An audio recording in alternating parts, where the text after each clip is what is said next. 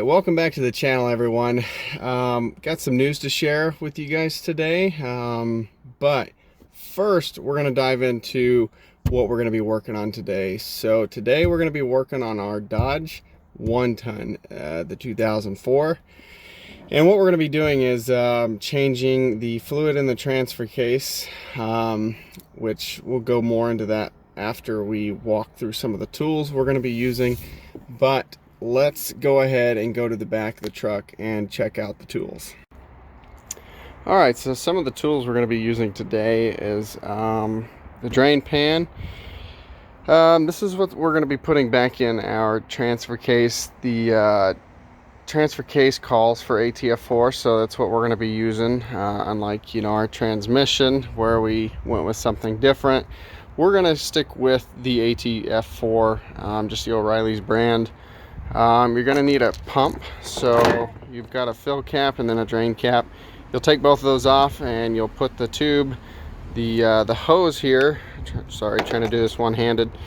You're going to put the hose here into the fill hole, and then this will be in the bottle here to pump out the fluid out of our bottles into the transfer case. So the caps on the transfer case are going to be a 10mm hex. You can get it down at O'Reilly's. They're fairly cheap. Also, something that's optional, you don't have to do, is take off the skid plate that goes underneath it. I'm trying to avoid making a big mess like normal on the channel. So we're going to take off our skid plate and we're going to use a 13mm socket. So if you have any questions about any of these parts, or I should say fluid or anything about this job, just go ahead and leave a comment down below. So let's go ahead and get started. All right, so as you can see here, this is going to be our transfer case up here. Sorry, you can't really see real well on there, but you'll be able to see it better here in just a minute. So this is the skid plate I was talking about. These are 2 bolts down here at this end, and then you've got 2 down at that other end. So we're going to go ahead and get those taken off, and then we'll catch back up.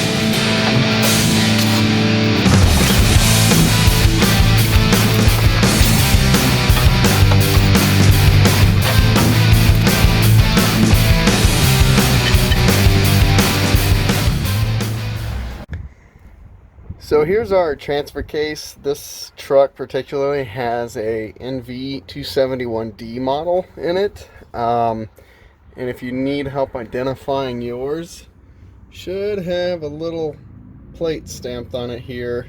You probably can't see the numbers on it, but at the top there it says model and it says 271D. So we are going to go ahead and take off our fill cap first to kind of let it breathe, and then we'll take this one off just to make sure that we don't have any leftover fluid, and go ahead and clean all this up here around the plugs, and then we will get to draining our fluid.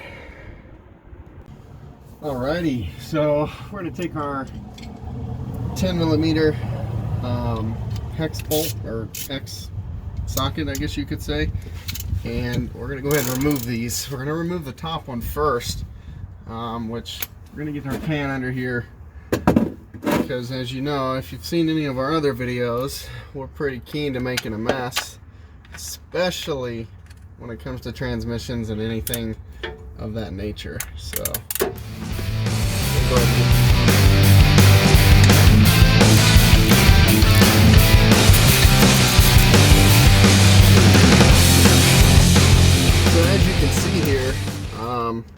as it should be, you want fluid to come out whenever you are taking off your fill plug. That is how you know you have enough fluid in it. Alright, so that's drained there for a minute. We are going, gosh, can't talk today. We are going to now take off our drain plug, not the other one. That was our fill plug. So now we need to take this off.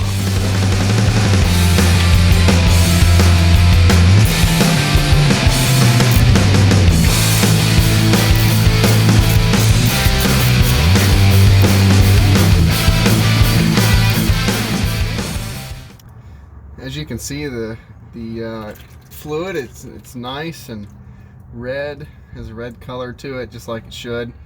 It's pretty clean. It's actually not as dirty as I expected. This truck does have 100 and I guess probably about 56,000 miles on it. So, and the truck itself actually came from Colorado, so I'm sure they got some 4x4 use out of this thing before I bought it. So, yeah, but the fluid looks pretty good. So we will go ahead and let that drain, clean up our mess here, and then we will go ahead and get started on the next step. Something that is actually quite important for doing this job is making sure that before you start filling it, that you put the drain plug back in. I have personally, knock on wood, I've never done that myself, but that would be quite embarrassing of us to do. You don't have to tighten that super tight. I want to say the factory torque specs are like 27 foot-pounds of torque or 30 pounds, somewhere in there, which I don't have my torque wrench out here, so I'm not going to worry about that. I am just going to tighten it to about how it felt whenever I took it off.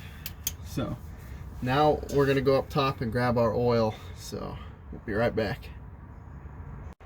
Something to keep in mind that I forgot to tell you guys is for your fluid that you're putting in there, some people say it takes 2 quarts, some people have said it takes 3, some even say it only takes like 1 3/4, and I'm not going to trust that, so I went ahead and just bought 3 quarts just to be safe, and if we need more, then I guess we're going to be making a trip to O'Reilly's. But in the meantime, let's get this thing filled. Alright, as you can see, we've got our hand pump in our bottle of transmission fluid, transfer case fluid, whatever you want to call it. So we're going to go ahead and start pumping this fluid in. So you're going to want to pump the fluid down in there until it comes out of your fill hole here, and it'll run down. And then I would even pump maybe just a little bit more in there if you can, and then you can put your fill cap back on and you're good. So let's get this started.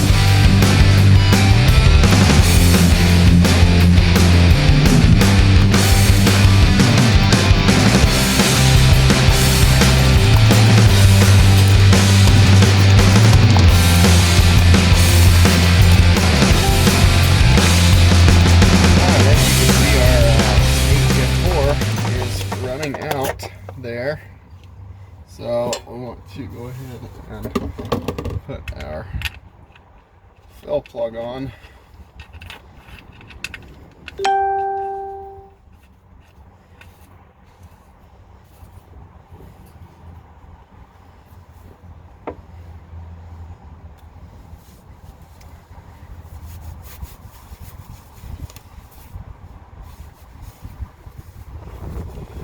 Alright, so that was took about 2 3/4 of a bottle here, so not quite the full 3. Not sure you guys can even see, but anyway, so we've got our fill plug back in. We're going to go ahead and tighten that up, and then we will go ahead and clean everything off here.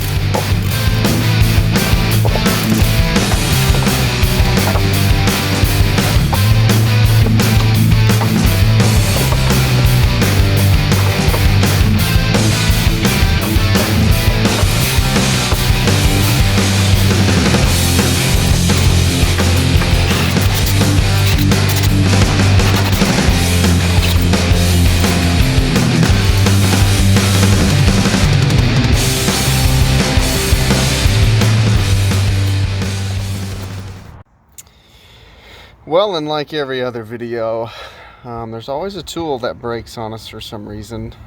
Seriously, maybe we should change our slogan to one broken tool at a time instead of one broken bolt at a time. But, needless to say, I like breaking a tool sometimes because it's an opportunity to get something even better. My wife doesn't necessarily like that, but it's an opportunity, right? Alright, so we just finished up with our transfer case fluid change. Not a whole lot of issue there other than our broken tool, which we are going to replace some way or another. Whether that means a new impact wrench or not, I'm not sure. But if we do decide to do that, I'll probably post up a video about that later. So, I told you guys we had news, and we do have news. So some of you guys may know that I am currently in the Marines, and well, actually most people that have been on our channel are actually Marines or in the Navy. I will no longer be in the Marines in about 25 days, and needless to say, I'm very excited because potentially going to get to go to college. I've wanted to go to college now for a while for mechanical engineering, and so I'm quite excited to start that.